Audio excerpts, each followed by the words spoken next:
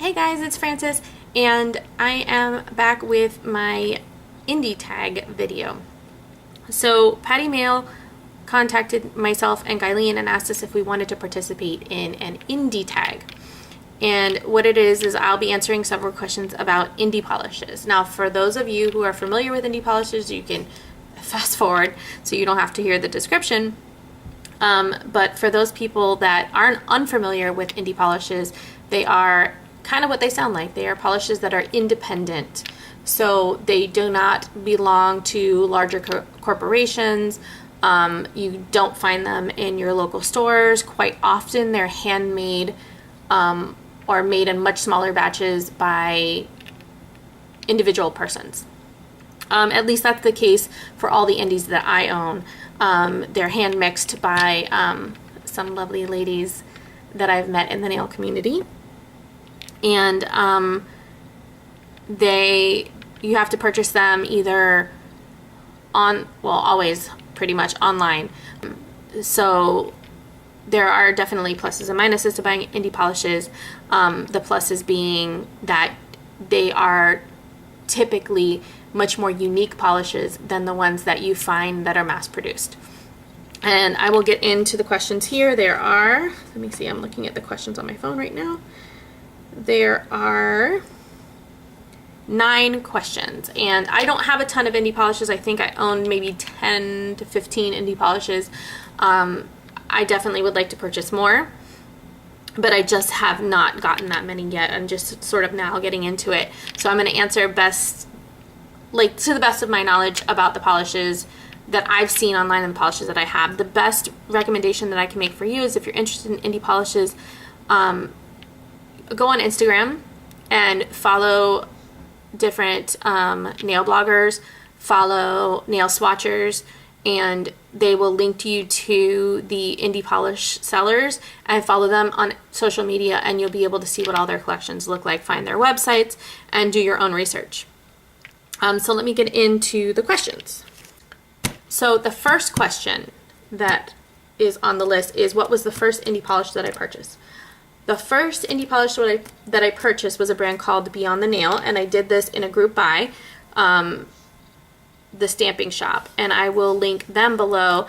This is one of their polishes, the Beyond the Nail, not the Stamping Shop. The Stamping Shop had a group buy with Beyond the Nail. This is a Canadian brand, and I love these polishes. I bought 4 of their polishes. This one is called Asteroid, and it is a blue holographic polish. So the next question is, what's an indie polish lemming that you want but you've not been able to get your hands on? Okay, so I'm going to have to see if I can find a picture of this. It is tonic, and I don't have any tonic polishes, but I've tried a tonic polish before, and they are stunning, and that may have to be my next purchase, but Peacock Parade. It is very similar to this, except for instead of flakies, it's a straight polish that just is a multichrome, and it shifts like this, and it's fabulous. And it is no longer available. Let's see, number 3. Name an indie polish I bought because of a YouTuber. April with a Sparkle. This was all you. This was that first Beyond the Nail. I saw a swatch of hers, and then I messaged her about it, and she told me that I needed it. This is Black Holo Micro, and this is the Beyond the Nail polish. And it's just exactly what it says. It is a black with tons and tons and tons and tons and tons of little holographic glitters in it. It does dry textured, so you definitely want a top textured and kind of matte. So you definitely want a top coat for that one. What is my favorite and least favorite type of indie polish? So for example, the holos, the multichromes, the flakies, etc. I don't want to say my least favorite. I like all types of polish. There really aren't any types of polish that I could say I don't like. My least, I'll tell you what I purchased least. What I purchased least from indie brands is creams. Just because I think creams are not necessarily that unique.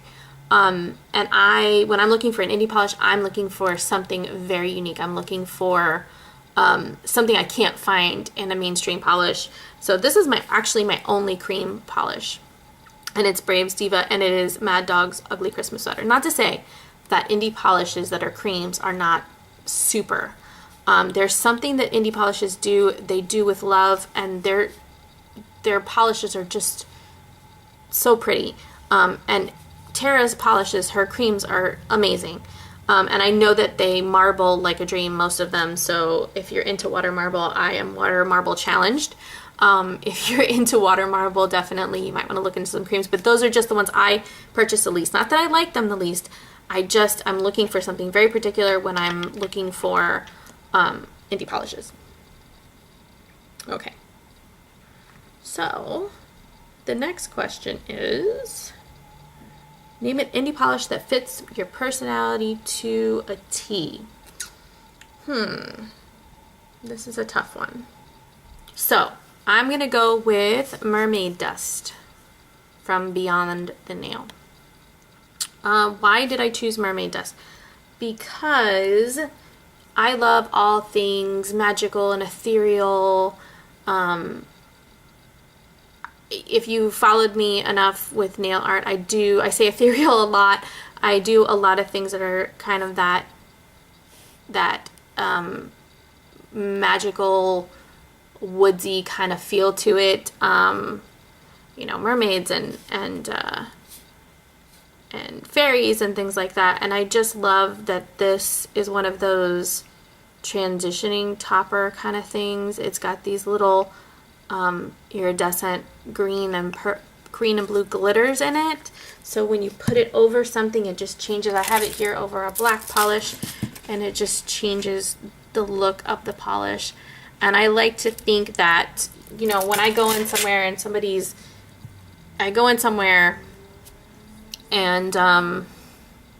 you know, somewhere public, and somebody was working there is having a bad day and they kind of grouchy, I kind of try, and it's a competition for me to see if I can make them smile or laugh. It changes the things around it in a little tiny way, and I like to think that I change the things around me in a little tiny way, hopefully for the good. So the next question is, what indie brand, let me see, what indie polish company do you wish you owned every bottle / collection from? All of them. I would say either Tonic, and it's funny because I don't own either one of these particular brands, and I think it's because I've seen so many of their polishes that I don't think I could choose just one, and I would go crazy trying to order them all. So Tonic has beautiful polishes. They also tend to be a little more on the expensive side. That's probably why I don't have a bunch of them. And the other one would be Pop Polish. They have the coolest bottles, and I'll pop one up in the corner here somewhere if I can find it online. They have the coolest bottles. They're kind of like a flat and a round shape to them. And they always have, I'm going to say ethereal again, they have these really super ethereal, beautiful, dainty-ish polishes that I really do like that kind of feel. And maybe now I need to go, this video is going to be really bad for me. I'm about to go online and just order a bunch of polishes. But I'm going to know by. How sad is that? Okay, so number 7. Name an indie polish that physically made your jaw drop when you saw it. The Braves Diva polish in 643 Double Play. Holy cow. I don't know if the camera's picking it up, but it's just, oh, all these beautiful glitters, and there's a pink shimmer to it too. I'm hoping that the camera's picking that up, but I doubt it because the camera doesn't like shimmers and shifties and stuff like that so much. But I mean, you just get it on your nails, and it's in this blue jelly base, and it's got these like teal and blue glitters running through it, and then there's like a pink shimmer to it when you catch it in the right light. This one, like I said, even prettier in person. I'd seen swatch pictures for it and I liked it, but then in person, holy cow, this is a gorgeous one.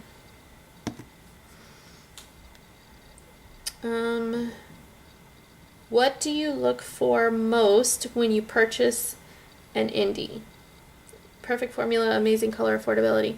Okay, so I think I kind of mentioned it before. When I purchase an indie, I'm looking for something incredibly unique. I'm looking for something different that I don't have. Lately I've been drawn to, the one I'm wearing on my nails is the Fancy Gloss in Amethyst, and it is a thermal polish, so it is in its cold state right now because the air conditioning's on in my house and it's a little chilly here. I also have their black thermal top coat, and both of these go from their cold state black and a dark violet to a clear with a purple shimmer in it.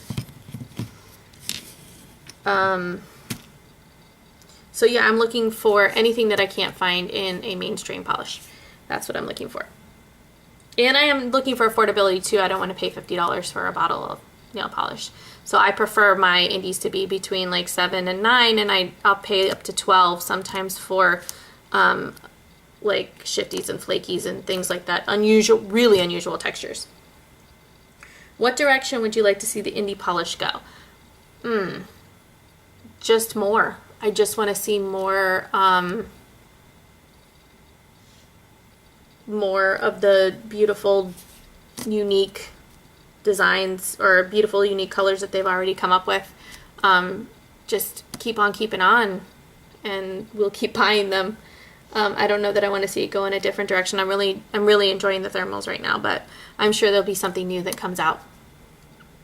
Anyway, if you guys want to let me know what your favorite indie polish is, if you think, since I don't have that many, if I want to branch out and you really have one that you love and you think I should check it out, let me know and I will consider it. Also, if you would like to do this tag, if you're doing videos and you'd like to do this tag, feel free. I'll list the questions below. Feel free to do your own tag and let me know. Say, hey Frances, I did the tag and I want you to check it out, and I would be more than happy to check it out. But thank you guys for watching. Thank you for spending your time with me, and I will see you guys again next time. Bye.